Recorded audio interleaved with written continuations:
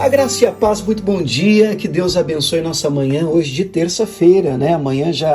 Hoje é dia 29 de julho de 2025, como passa rápido, né? Estamos chegando ao finalzinho aí de mais um mês.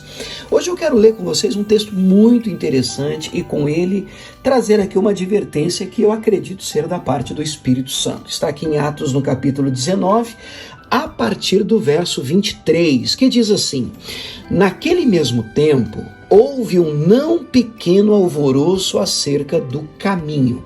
O caminho era como eles estavam chamando a princípio o Evangelho, aqueles que acreditavam em Cristo e seguiam a fé em Jesus Cristo, eles eram assim chamados, eles eram chamados de a turma do caminho, aqueles que são do caminho. Interessante esse nome, né? E o texto diz que um alvoroço começou a acontecer na cidade de Éfeso. Por quê?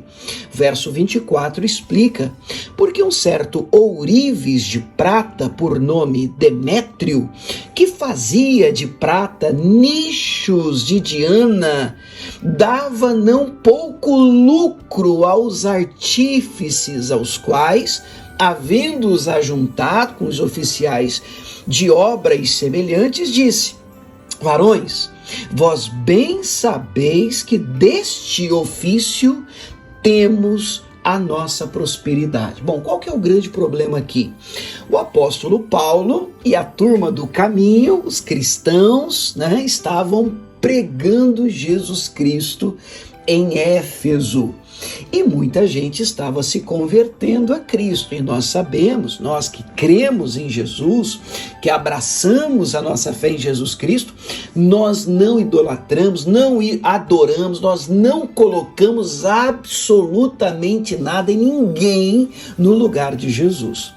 E tinha naquela cidade de Éfeso a chamada deusa Diana, que também tinha um outro nome. Ali em Éfeso ela era chamada de Diana, mas o nome dela mesmo era Ártemis.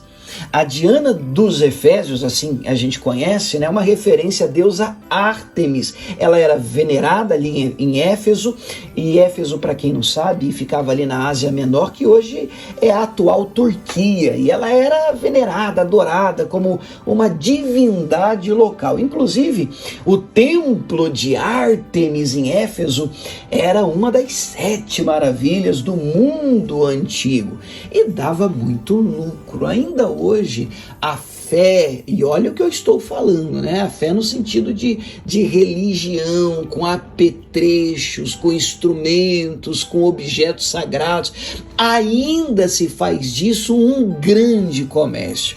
Então eu olho para esse texto e percebo que esse Demétrio, que fazia ali alguns apetrechos de Diana, fazia ali alguns souvenirs, né? E vendia. Ele juntou uma turma que também mexia com isso e disse: gente, se esse negócio do caminho, se esse evangelho começa a pegar aqui, nosso lucro tá acabado. Nós vamos acabar com o nosso ofício, nós vamos acabar com a nossa profissão, eles vão acabar com a nossa profissão.